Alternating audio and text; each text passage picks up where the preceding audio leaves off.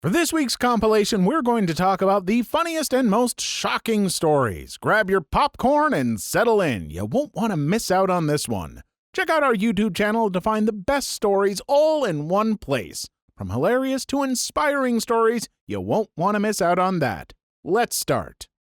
Bosses, what's the craziest thing you've seen an employee do? Story 1. Not a boss, but one guy I used to work with was mentally unstable, as we later found out. At first he seemed normal, but after a while he just kind of snapped. Started talking about, just wait till my dead brother gets here and we're gonna shoot up the place. And also warned my mom, the secretary, it's a family business, he was gonna go get a gun and light up my brother. Told my secretary that he wished there was a firefight type pole leading from the upstairs office to the shop floor so he could land on a specific guy's head and jump up and down yelling punish, punish, punish. One day he taped up the windows and the garage door, separating two sections of our building. He would routinely hit walls and part washers. One of the strangest things was after a bad storm one night, he came in to work and apologized to my dad, the boss man, for the storm. It was all his fault because he got angry and broke a walking stick, which made God mad and sent the storm as a punishment. After we got rid of him, after he ended up being put in a psych ward, my parents were in our small hometown about 30 minutes away visiting family, and they saw him at a gas station. On the way home, he chased them down, and my dad pulled over to get out and find out what he wanted. Not a smart idea, I know. Turns out he wanted to apologize for everything and that he was back on new meds to help it all and ask for his job back. Before he went crazy, he was a really nice guy. He and I got along really well, but guess sometimes you never know. I have so many stories about this dude. Me and my former boss interviewed him for a position in IT, and I got a really weird vibe, but my boss was really impressed by his CV. Lots of stuff like Cisco certification course teacher. And I was about to quit, so I didn't really put up a fight about it, and he was hired.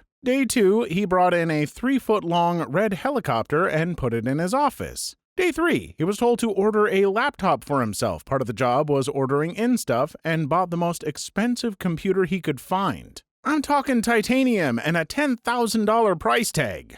Day 4, he ordered an office chair in leather with built-in massage stuff. Day 5, big argument with my boss, and he was told he couldn't do anything without me approving it first. Day 8, he told me he wanted to apply for public IPs for every single piece of equipment at all the company offices, several thousand IPs, because NAT sucked. Turns out he didn't know what it was. Cisco teacher, remember?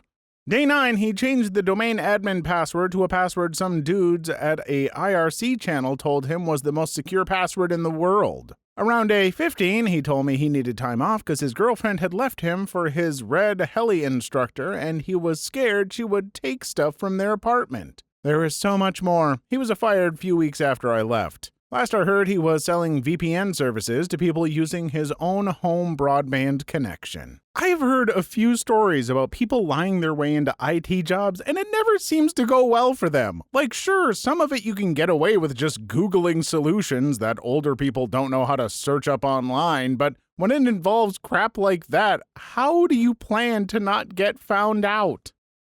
Well, I'm not a boss anymore, but I got a story. Worked at a wing zone in college, managed for a little while. Had a sports high-energy kid working as cook one night. He was into science experiments type pranks. One night when I wanted to pay attention to him and focused on orders going out, he got caught up on his cooking and wanted to eat dinner. He went next door to Publix and bought something to eat along with some dry ice they kept stored in the freezer section. He had talked up making a dry ice bomb earlier, which I figured he would do outside, but once he got back, he disappeared. He and the driver ran out front and grabbed me on the way out. Once we got out of the store, there was the loudest sound I've heard, like a shotgun blast or firecracker shot at close range, and all the doors in the store and walk-in cooler flew open for a second when the blast hit. We go back in and walk into the cooler. Nothing seemed any different, though, and the dry ice bomb was gone. Finally, someone looks up, and behold, a 20-ounce bottle stuck straight into the stainless steel ceiling of the cooler. The kid had to hang his weight on it to pull it out. I can't say I was mad because no one or thing was hurt and it's not my store. I was impressed and encouraged the scientific spirit, just next time do it outside. It's people like that kid that make life kind of fun. I hope he became a bad A science teacher. A girl in a non-clinical pediatric hospital job. She was like 19 to 20 and kind of weird. Apparently, she had a crush on me, but I brushed it off because she was weird, and obviously that was unprofessional. I knew she came from a relatively messed up home, but she was fairly normal outside of being goofy and awkward. One day, she got caught giving a patient a BJ in his room, and my first thought was, oh my god, this is a pediatric hospital, but luckily for her, the patient was 18. There are some kids with congenital disorders who see specialists all their life and aren't just suddenly dropped on their 18th birthday. They sort of slowly transition, and he was one of them. That was unfortunately the beginning of the end for her, as life became a train wreck afterward. She soon got knocked up by someone else, gained like 100 to 150 pounds, and had a severely autistic child. She's constantly posting on Facebook, and it's the saddest crap ever. Like, anyone want to have a play date with me? 0 comments or likes. Then randomly she'll just have massive breakdowns about how hard it is to have a severely autistic child who can barely walk. Her kid is 4 to 5, and how she has no friends or anything. It's horribly sad. I mean, I feel bad for her. It can be challenging to raise any kid as a single parent, let alone a child with extra needs. Add to it her young age, and a lot of friends in that age group aren't really ready to slow their lives down to the speed of a friend who is a parent. I hope she's been able to find some help and balance in her life as time's gone on. Not an employer, but mine sure was peed. We had a coworker that called out of work / left early all the time, bawling her eyes out because her dad was in and out of the hospital in very bad condition. We all felt so bad for her, rushed to cover her shifts, offered whatever we could do to help. Shortly after I got a different job, I heard she had called out for a whole week because her dad had died and she had to help plan the funeral. The company sent their condolences, we all offered our help some more. A few days later, another coworker checked this girl's Snapchat and found dozens of pictures of her and her friends going out to clubs and partying all week. Shortly after she brought this up to the GM, they saw her dad walking around the mall our store was in. They talked to him and found out he never even had the flu that time, much less been in the hospital. She got fired and then text spammed other coworkers to please talk to the GM. I know I effed up, but please, you gotta help me. I'm not a boss, but I worked as a bouncer at this bar / venue that did special events. This one night, we had the Chippendale strippers come to an event. We had a new guy start on this shift who was a bit older than the rest of the employees. During the show, he starts stripping in the crowd collecting tips instead of working. The Chippendale's manager gets peed and starts yelling at him, saying he's stealing his strippers' money. After that, he stops stripping but keeps just flirting with women in the crowd and not working at all. Near the end of the night, we start cleaning up and notice we can't find the new employee. Someone takes the trash out to the dumpster and sees he's effing some chick in his car. 20 minutes later, he walks back like nothing happened, but then instead of helping finish cleaning, gets in an argument that lasts the rest of the shift with one of the bartenders because I guess he was harassing her all night. Also find out he is married and has a kid. My boss called him in and fired him the next day. He didn't understand why. What was your I am surrounded by idiots moment? My anatomy and physiology teacher found a baby animal and said it was a squirrel. I don't think so because its snout was way too long to be a squirrel. She acted like she had never heard the word snout before, and the class sided with her, saying I was just being a know-it-all. I didn't let it go, and the class insisted that I just shut up. Instead of putting it in a box, she placed it on the cold lab counter, which the poor thing fell off multiple times. To which that beast scolded me to stop worrying about it. Then she force-fed it with squirrel formula. It died. It turned out to be a raccoon. Still boils my blood to this day. I'm pretty sure that class hated me. I knew a lot because I spent a lot of time reading. I may not be a genius, but I know enough to see when someone is a pretentious F. This was my first time dealing with an anti-intellectual crowd where they blindly followed an authority figure rather than hear out someone who actually knew what they were talking about. Last week, I overheard my coworkers talk about payday and how excited they were. One said they have $5 in their bank account, and the rest agreed. I felt bad until they started talking about going to the club next weekend and getting VIP. One said she had to make sure she had enough because she promised her daughter to take her to the movies. What the F? I didn't even know they had kids by the way they manage their money. It kills me when people complain they can't buy their kids stuff or pay bills, but they just got their nails done, hair done, new stuff, eat out of gas stations, vending machines all the time, cable TV. Yeah, you're eating takeout every night while I slave over a hot stove. I have no sympathy for that. How about you ditch the acrylics and buy your kids some clothes? Pack a goddamn sandwich for lunch, straighten out your priorities, and quit being. I would say it nicer to the person's face, though. While I don't like the mentality of telling people who are barely scraping by to not buy any comforts or luxuries at all because that is just not reasonable, I think this person has a point. If you're going out and getting VIP treatments and eating out constantly but not buying your own kids new clothes and stuff, that's messed up. You deserve treats, but not so many that you don't take care of your kids. A few months ago, the company I worked for was going through some pretty deep corporate restructuring, so my boss's boss, Robert, the district manager 3 rungs higher on the ladder than myself, was walking around with a group of other suits from New Jersey fixing problems and non-productivity concerns. They came up to the area I run, and Robert tells me in front of all these suits that I was 18% effective yesterday. 18 effing percent. I tell him that cannot be possible. He shows me an Excel file, and I'm trying to explain how all these numbers are wrong, the formulas are incorrect, none of it makes any sense. I have no clue where these numbers could have even come from. I ask him what kind of productivity I would need to run to hit 100% effectiveness. He and the series of suits whip out their cell phones and start trying to drum up the math on calculators. It's an awkward moment where everyone is on their phones drawing up numbers based on more numbers that are totally incorrect. I was just shocked that I was surrounded by guys and girls making 4 times what I do a year, fumbling with each other, struggling to put together basic mathematical problems. None of them were willing to concede that they had absolutely no idea what the F they were doing. None of them wanted to concede that the guy who's been doing this for 10 years would know his crap better than they do. I thought Kafka had over-exaggerated the bureaucratic hell presented in his works, but at that point, I was living it full on. Every time I fly, or more specifically by the gate and during the seating, no one understands the wonders of one queue where those in front go wherever there is an open airport attendant.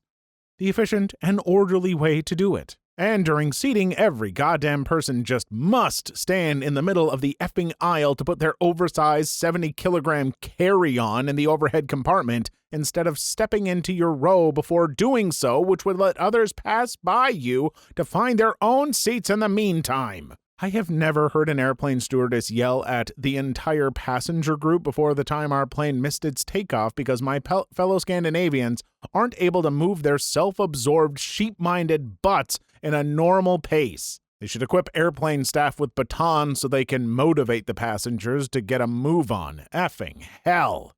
Ugh. Please like and subscribe if you made it this far. I hope you'll enjoy the rest of the video and have a wonderful day.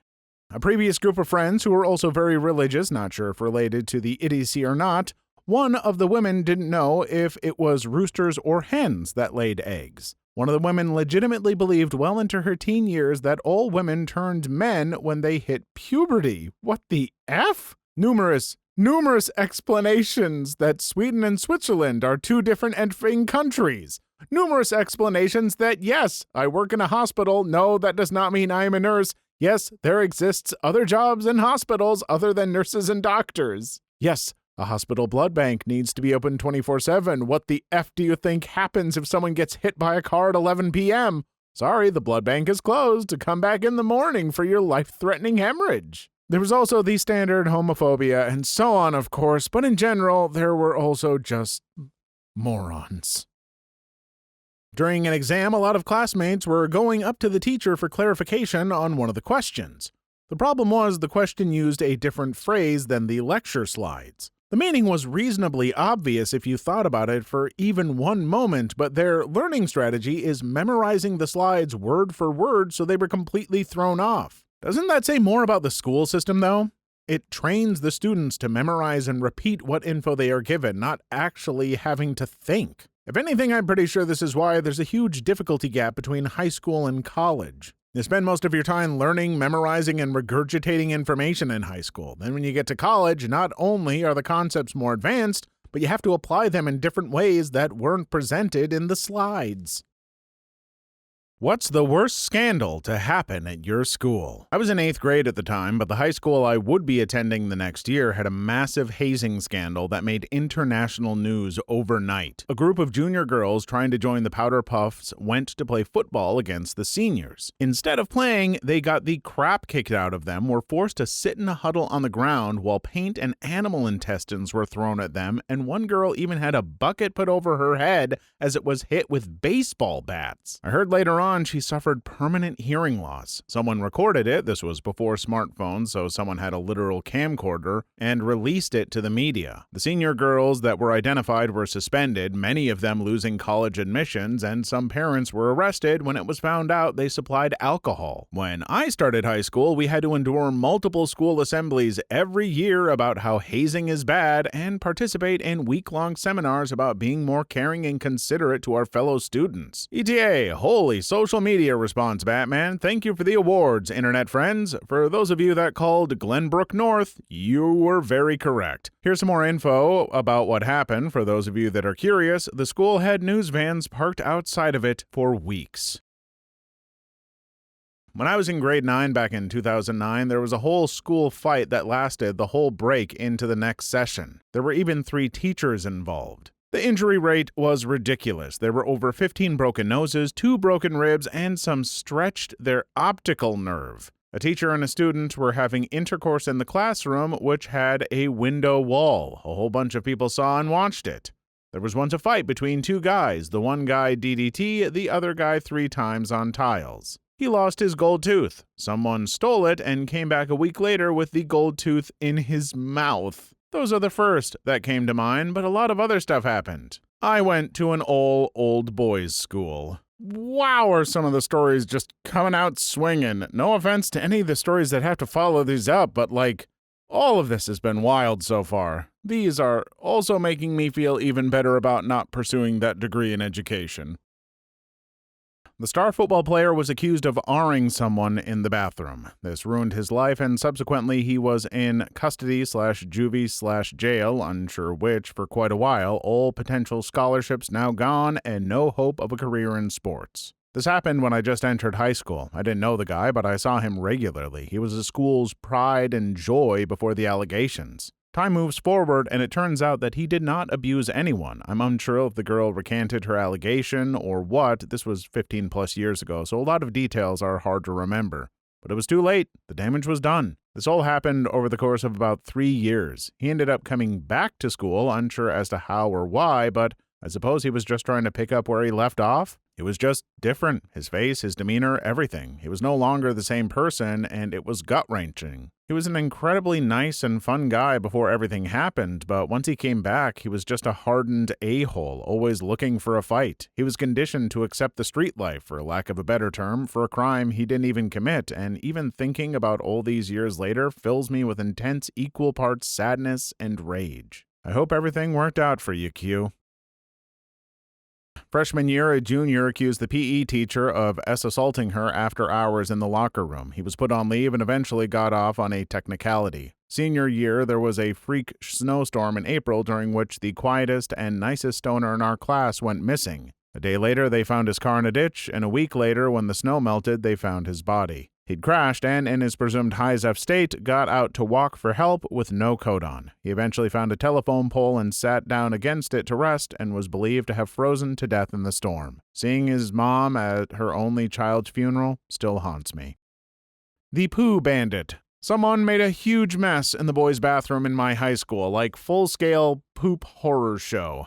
The walls, the stalls, the bowls, the sinks. We had a big assembly about it, and our deputy head teacher was urging whoever knew anything to come forward. The cleaners refused to go near it, and they had to get industrial cleaners in suits to come in. He would not let it go. He was an ex-cop who saw it as a detective-style mystery.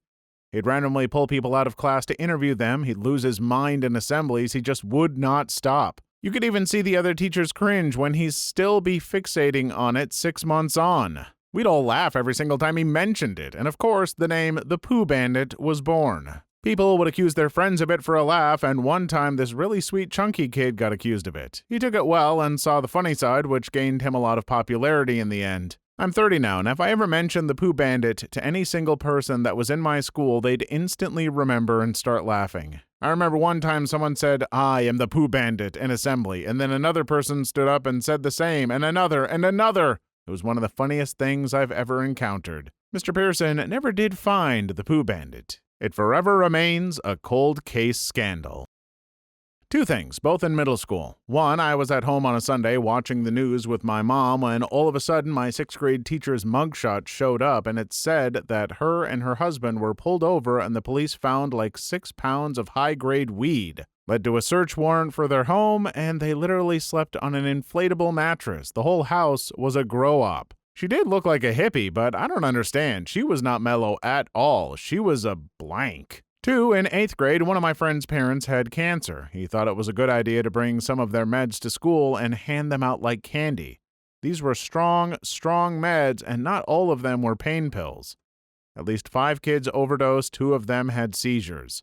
No one died, thankfully. Edit. I know my grammar isn't the best, I'm no English major, but goddamn people, this is this site, not my English paper. I still get where you're coming from, though, so I fixed it. Kind of. Well, dear poster, I was an English major, and anyone who is giving you crap for grammar needs to learn this one thing. Grammar police are some of the least interesting people I know. They are able to remember and regurgitate rules like human textbooks. They are irrelevant. That is not to say grammar is irrelevant. It is important, but those that police it do so because they have nothing of value to add. Cops, what has so far been the creepiest call you've ever had to respond to? And what happened? Part 2. Content warning. These stories contain descriptions of self-termination, self-harm, infant and child death, graphic descriptions, and are. Working third shift on Halloween night, I'm out by one of our smaller lakes just outside the city limits. Kids love to go out and drink, which is surrounded by some very nice houses. Going through the neighborhood, each of the roads ends at a small 2-lane road that surrounds the lake. I'm slowing to the stop sign and already starting to look to my right to make the turn when my headlights start tracing the rock wall that surrounds the lake. I catch something out of the corner of my eye in one of the large trees that dots the walk path. I back up to see what it was, and I see a guy hanging. At first I thought it was a Halloween decoration. The neighborhood is really into decorating for every holiday, so I stop, get out, and as soon as my flashlight hits him, I realize, nope, not a decoration, he's dead. As I'm standing there getting ready to call it in, I notice a gaggle of kids coming down the street trick-or-treating. As soon as they see my car, they start heading my way faster, so I book it back up to the block to meet the parents walking with them and tell her she needs to take the long way around the block the other way. She can see it on my face. I'm not kidding. Turns out he was a 20-year-old that was devastated about his girlfriend breaking up with him, and she lived in the last house on that block where she would see him the next morning when she looked out her window. Got a call that someone isn't answering their phone or the doorbell.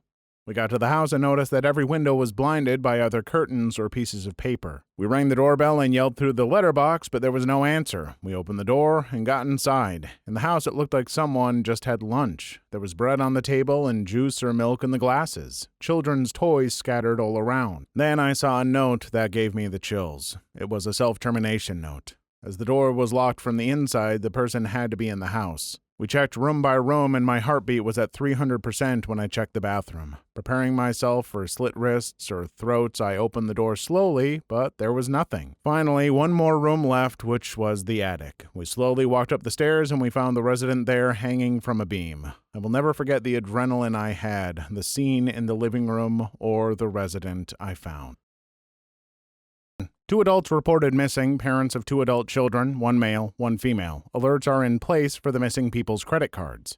The father's credit card hits on a purchase at a jewelry store where an engagement ring was purchased. It leads us to the son who made the purchase of the ring. Son is questioned and confessed to killing both parents and burying them in shallow graves. The son led us to the gravesite, and we began the process of recovery. Both mom and dad had black garbage bags over their heads, being held in place by duct tape around their necks. The sight of the bodies, especially their faces once the bags were removed, and the smell is something I'll never forget. This may be quite tame compared to other posts, but so far it's the creepiest for myself. An elderly woman had called in reporting that a man carrying a drawstring bag was walking around her and her husband's property. She described the man as walking like a zombie and was looking down towards the ground the entire time. She wasn't able to tell if the man was attempting to break in or not. My partner and I were about 15 minutes away when the call came in from dispatch.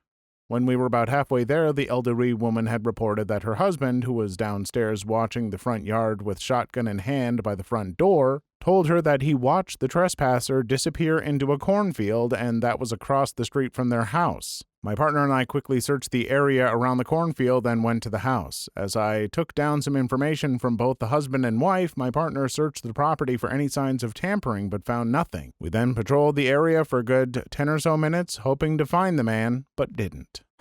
That's pretty strange. I mean, it doesn't seem like anything bad happened. I really wish the old folks that called in had tried to just talk to the guy, maybe found out that he was like a surveyor or something. I really feel like there has to be an answer here.